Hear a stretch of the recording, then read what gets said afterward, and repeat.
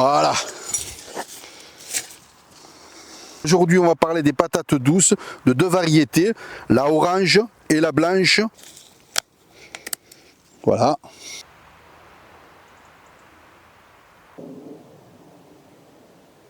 Bien sûr, elle est un peu piquée par la limace et l'escargot, mais c'est du bio. Donc bien sûr que ça, au supermarché, elle aurait du mal à se vendre. Bonjour tout le monde, pour le 22 octobre, aujourd'hui on va parler des patates douces de deux variétés, la orange et la blanche, et la suite du potager que j'ai planté août au niveau de la salade jusqu'en octobre. Bon voilà, je vais vous montrer la patate blanche, qui est une variété qui est un peu sucrée, mais qui ressemble vraiment à la pomme de terre, que je vais couper au couteau, que je vais vous montrer. Voilà. Ça ressemble vraiment à la pomme de terre traditionnelle. Plus claire, plus nette au niveau du goût.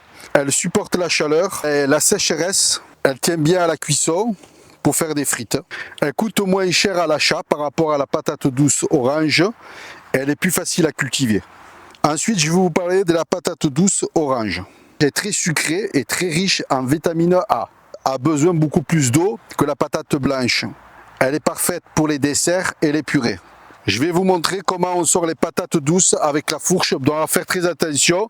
Cette année, je l'ai fait à terre plate, pas sur sillon montant. Et donc la différence qu'il y a, c'est que quand la terre est humide, elle durcit et puis la patate douce est très difficile à lever. Bon, des fois on les abîme un petit peu à la fourche. Donc voilà, je vais vous montrer doucement. Voilà, j'ai touché. Et on enlève la patate douce.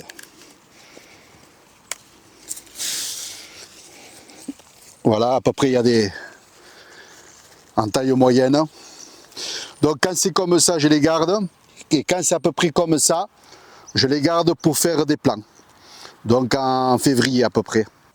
Donc je vais enlever de ce côté.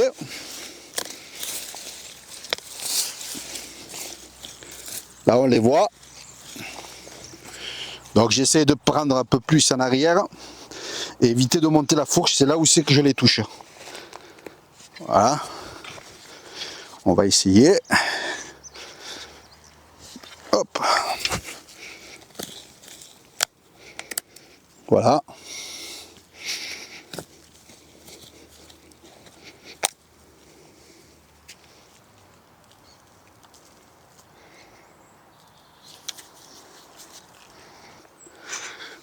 Voilà. La patate douce. Donc il y en a des kilos et des kilos. Hein. Donc après je les nettoie. D'habitude je ne les nettoie pas, je les laisse avec la terre pour les conserver. Mais bon, comme là c'est assez humide, donc à peu près je les laisse comme ça. Et on ira voir d'autre côté, j'ai fait des tests sur du plastique. Vous allez voir les grosses patates douces sous plastique. Voilà. Regardez comme elle est belle. La patate douce. La orange. Dites-moi en commentaire si vous aimez la patate orange, la patate blanche. Moi, ma préférée, c'est la patate blanche qui ressemble vraiment à la pomme de terre avec un goût un petit peu sucré. Donc, j'ai voulu essayer sous plastique pour voir la différence au niveau de la patate douce. Et j'ai l'impression qu'elle est bien bombée au niveau du plastique. Donc, je vais enlever. Alors, faire attention parce que ça m'est arrivé des fois, il y a des couleuvres en dessous. Et là, il fait très chaud encore à Perpignan. Donc je vais enlever le plastique, la graffe, et on va voir qu'est-ce que ça donne. Alors je voulais tester, et là on voit, oh là là là là là là, c'est la grosse patate douce.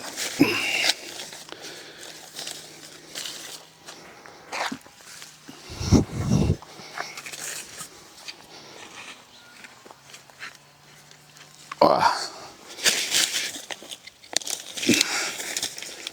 Voilà, donc elle a été coupée en bas. Donc je vais la découper. Regardez comment elles sont belles. La belle patate. Pour le 22 octobre, ben, regardez toutes les aubergines, c'est dégreffé. Tellement qu'il y a du poids, la branche casse. Je vais vous montrer ici. Là, on voit qu'il y a des grosses aubergines. Et là, celle-là, elle est pas mal. Donc le plastique permet de maintenir les aubergines au niveau de l'humidité parce que sinon elles pourrissent. Si elles étaient à terre, au niveau de la terre, elles touchent le contact de la terre, elles pourrissent les aubergines. Aubergines blanches qui continuent toujours à pousser. Donc les poivrons longs que je vais cueillir. 1 et 2. Bon, j'aurais pu les laisser encore mûrir et grossir. Et je vais vous montrer d'autres variétés de poivrons. Poivrons greffés qui me restent, que je vais cueillir devant vous. Bon, j'aurais pu les laisser grossir un peu plus. Mais bon, je vais vous montrer ça. 1, 2, 3. Et le 4e. Donc la salade que j'ai plantée mi-août. Alors j'explique. Mi-août, il ne fait pas trop chaud. Ça va. Pour éviter que la salade monte. Et pas trop en hiver parce que la salade, elle stagne au niveau de la maturation. Donc là, j'ai des très belles salades pour le 22 octobre que je vais cueillir. Que je vais vous montrer au niveau de la Batavia rouge aussi. Voilà comment couper une belle laitue quand elle pomme. Nous on dit en catalan elle pigne. Donc pommer, c'est qu'on voit la chair vraiment bien blanche que je vais cueillir devant vous.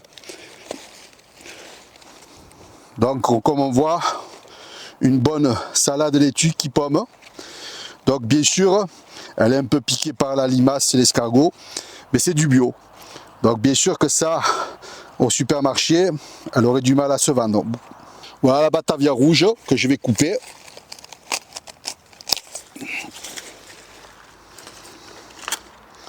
Voilà, on voit les traces de limaces.